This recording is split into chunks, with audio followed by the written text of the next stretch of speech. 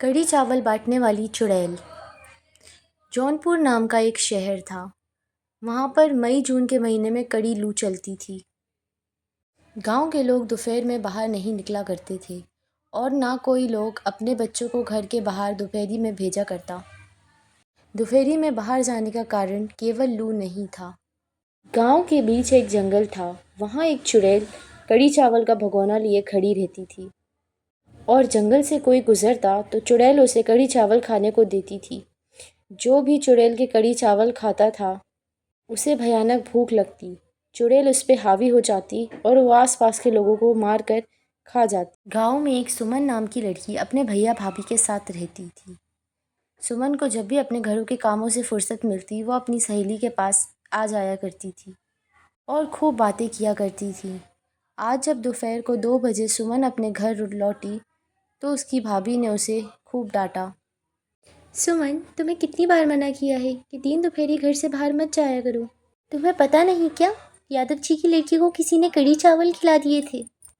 जब से बहुत अजीब अजीब हरकतें कर रही है। कभी पक्षी मरा पड़ा रहता है उसके घर में तो कभी जानवर, और अब तो उसने हद ही कर दी है। किसी की खून पीने की मांग की है उसने। इसलिए तुमसे कहती हूँ दोपहर को घर से बाहर मत निकला करो। भाभी, कोई मैं इतनी बेवकूफ़ नहीं हूँ कि दूध चुड़ैल मुझे अपने कड़ी चावल खिलाएगी और मैं उसके कड़ी चावल खा लूँगी। मेरे पास भी तो बुद्धि है। चुड़ैल के कड़ी चावल में से एक अजीब सी खुशबू आती है।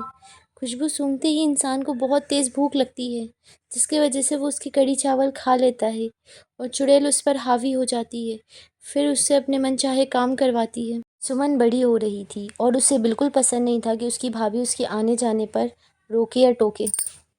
वहाँ दूसरी तरफ मीना की सहेली की शादी पक्की हो गई थी। मीना सुबह ही उसकी हल्दी में चली गई और दोपहर को जब वो अपने घर की तरफ लौटी तो उसे कहीं दूर से आइसक्रीम वाले की आवाज़ आई। बड़ी तेज़ भूख लग रही है। सुमन के पास 5 रुपए थे। उसका पीछा करते करते सुमन गांव के बीचों बीच पहुंच गई। भयानक लू चल रही थी और दोपहर में दूर दूर तक कोई नहीं था। ये आइसक्रीम वाला कहाँ चला गया? तभी सुमन को एक स्वादिष्ट पकवान की सुगंध आई। सुमन उसके पीछे पीछे खिंचती हुई चली गई। वहाँ चुड़ैल कड़ी चावल का भगोना लिए तैयार खड़ी थी। ओ छोरी, तुझे क्या भूख लगी है? हाँ, मुझे बहुत तेज़ भूख लगी है। कुछ भी खाने को हो तो प्लीज़ दे दो। ले, मेरे कड़ी चावल खा। इतने स्वादिष्ट कड़ी चावल तूने अपनी ज़िंदगी में कभी नहीं खाए होंगे। सुमन ने कड़ी चावल खाना शुरू कर दिए। चुड़ैल उसकी थाली में कड़ी चावल परोसती गई और सुमन खाती रही। और जब सुमन का पेट भर गया तो चुड़ैल ने उसके शरीर में प्रवेश कर लिया। सुमन जब घर पहुंची तो उसकी भाभी उसका इंतज़ार कर रही थी। मीना के घर से अब आने का समय मिला है तुझे सुमन। तुम अपनी आवाज़ बंद रखो। इतनी कड़ी आवाज़ सुनकर सुमन की भाभी को बहुत अजीब लगा। सुमन के भैया जब शाम में घर आए तो भाभी ने इस बारे में सुमन के भैया से कोई भी बात नहीं की। सुमन अब बड़ी हो गई है, उसके पीछे पड़ना छोड़ दो। अब वो बच्ची नहीं रही कि तुम्हारी हर बात माने। आपको पता है मैंने सुमन को उसकी माँ की जैसे पाला है। मुझे उसकी फ़िक्र रहती है। हाँ, मुझे मालूम है, लेकिन इस उम्र में बच्चों को रोक टोक नहीं किया करते। रात में भाभी और भैया की अचानक से नींद खुल गई। उनकी छत से अजीबोगरीब सी आवाज़ें आ रही थीं, जैसे उनकी छत पर कोई कुछ ठोक रहा हो। और भाभी ने सुमन के कमरे में झांका तो सुमन अपनी चारपाई पर नहीं थी। निर्मला, ज़रा छत पर तो जाना। देखो क्या छत पर है सुमन। भाभी छत पर पहुंची तो भाभी का मुंह सूख गया। पूरी छत पर मरे हुए चमगादड़ और उनका खून फैला हुआ था। सुमन चमगादड़ खाने में लगी हुई थी। छी छी सुमन, ये क्या खा रही हो तुम? इतने चमगादड़ तुम कहाँ से ले आई सुमन? बहुत भूख लगी है, तुझे भी खाऊंगी। सुमन ने भाभी का गला पकड़ लिया। भाभी ने सुमन का हाथ झटका और तेजी से नीचे भागी। छत पर चलकर देखना तो सुमन को क्या हो गया है। सुमन के भैया सुमन को छत से नीचे खींचकर ले आए। मुझे छोड़ दो, मुझे बहुत ज़्यादा भूख लग रही है। लगता है इसने चुड़ैल की कड़ी चावल खा लिए हैं, तभी इसको इतनी ज़्यादा भूख लग रही है। इसे बांधना होगा, नहीं तो इसके हाथ पैर नहीं रुकेंगे। इससे पहले सुमन के भाई उसे बांध पाते, सुमन ने उसे ज़ोर से धक्का दे दिया। सुमन के भाई का सर नल पे पड़ा और वो बेहोश हो गए। सुमन ने अपने घर के दौड़ते हुए चूहे को पकड़ लिया और उसे खाना शुरू कर दिया। भाभी घबरा गईं और घर से बाहर मदद के लिए भागी।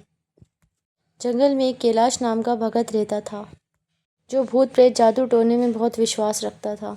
भाभी भगते हुए कैलाश के घर पहुंची। दरवाज़ा खोलिए भगत जी। क्या हुआ निर्मला, इतनी रात को मेरे दरवाजे पे क्यों आई हो? भगत जी, मेरी ननद पर चुड़ैल चढ़ गई है। उसने मेरे पति को घायल कर दिया है।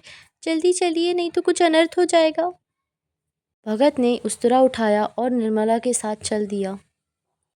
भगत जी, आप अपने साथ उस्तरा लेकर क्यों आए हैं? क्योंकि एक चुड़ैल की सारी शक्ति उसके बालों में होती है। निर्मला और कैलाश जब घर पहुंचे तो उन्होंने देखा कि उनके घर में चूहों का ढेर लगा हुआ है और सुमन हंसिया लेके अपने भाई की तरफ बढ़ रही है। पीछे से कैलाश जी ने सुमन के जोरों से बाल पकड़ लिए। बाल पकड़ते ही चुड़ैल कैलाश जी के कब्जे में आ गई। कैलाश जी ने उसके बाल काटना शुरू कर दिए और उसे पूरा गंजा कर दिया। जब सुमन सामान्य हो गई, निर्मला अपने पति को पानी डालकर होश में ले आई। क्या हुआ भाभी भैया, मेरे बाल क्यों काट दिए? और ये कैलाश जी घर पर क्यों आए हैं? तुमने चुड़ैल के कड़ी चावल खा लिए थे, इसलिए ये सब हुआ है। मैं ऐसे बिना बालों के नहीं रह सकती। अब तुम्हें कुछ टाइम तक ऐसे ही रहना पड़ेगा और खाओ कड़ी चावल। जब मैं समझाती थी तो मेरी बात नहीं सुनती थी तुम। मैं तो मना कर करके थक गई थी, लेकिन तुमने एक नहीं सुनी। तब से सुमन ने कान पकड़ लिए कि अब दोपहर में कभी बाहर नहीं निकलना है। अगर आपको हमारी वीडियो पसंद आए तो लाइक करें, शेयर करें और सब्सक्राइब करना ना भूलें। Thank you.